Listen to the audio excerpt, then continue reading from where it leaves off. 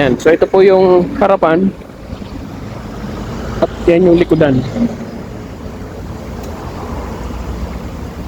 Alright. So ganyan po mga kaibigan ang parallel parking kapag kayo ay nagparada between two cars. May sasakyan sa harapan at may sasakyan sa likodan. Alright, it's another video na naman tayo today mga kaibigan. Today, papakita ko sa inyo kung paano gawin ang parallel parking between two car. Yan. Okay? So, dito mga kaibigan, manual transmission po ito, no? Ang gagawin natin is parallel parking. Ito yung kotse natin nakatabi at yung kotse dun sa likodan. So, dito tayo papark din sa gitna niyan. So, para mas makita nyo ang space, sige, labas tayo. Pakita ko lang sa inyo. Yan. So, ito yung space niya.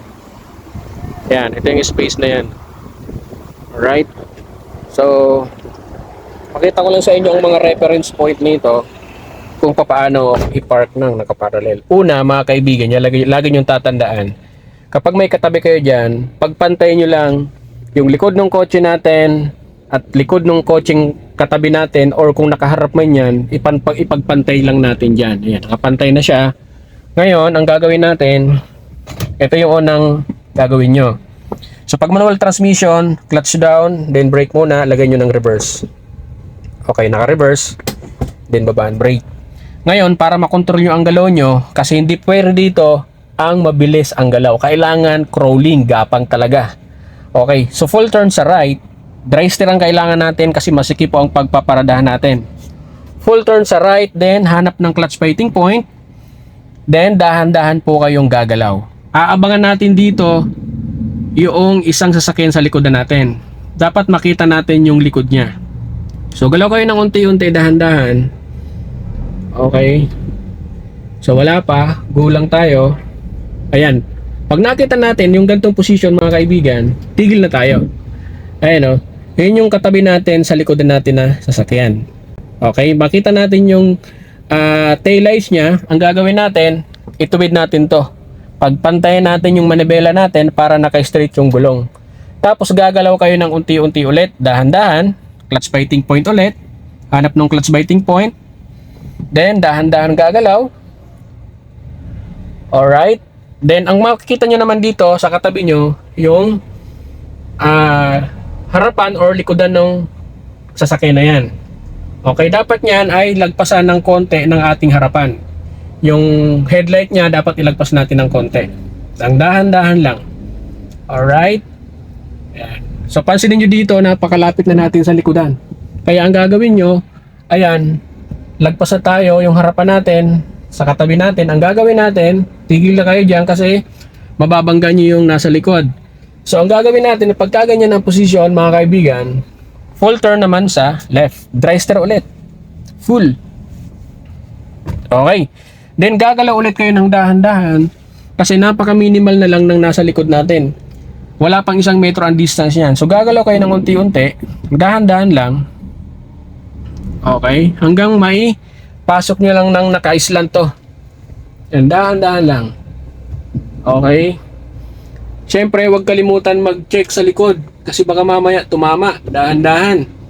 Yan. Okay. Ang pinakang palatandaan dito ganito. Tuturo ko sa inyo.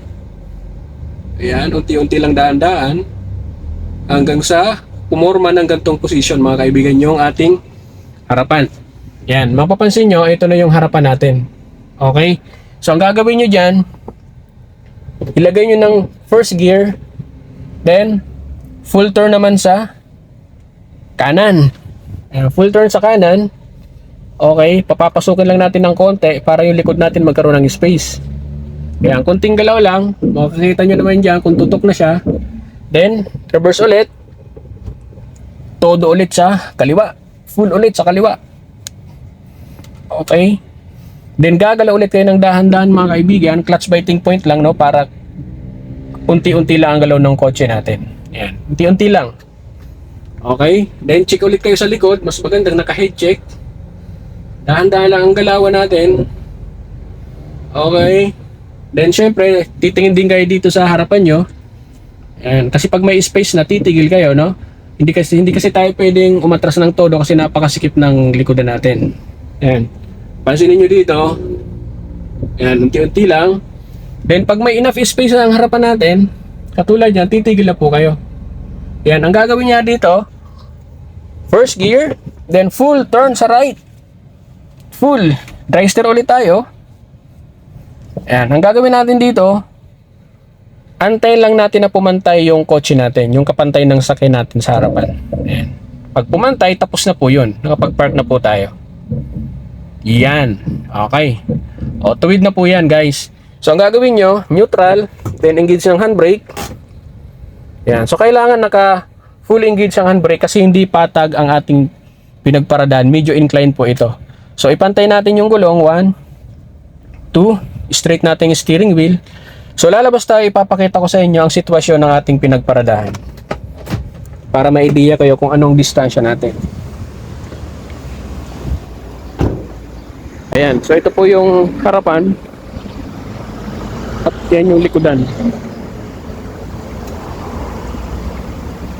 Alright.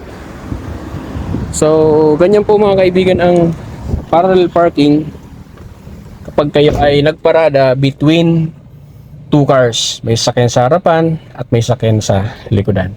So, hopefully nakatulong po sa inyo ang video na to, especially dun sa mga beginner. That's it!